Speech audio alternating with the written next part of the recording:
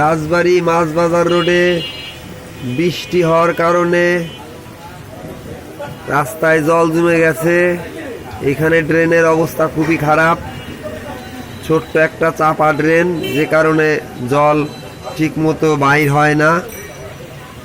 তারই ভুক্তভোগী আমরা সকলেই, এবং এটাই মেন রাস্তা যেখান দিয়ে প্রতিদিন শত শত রিক্সা, অটো এবং সকল বাজারে আসা লোকজন যাতায়াত করে। পৌর কর্তৃপক্ষের দৃষ্টি আকর্ষণ করছি, আপনারা দ্রুত ব্যবস্থা নেন। ড্রেনটা জলের নিচে চলে গেছে, ঢেকে গেছে, যে কারণে এই অবস্থা।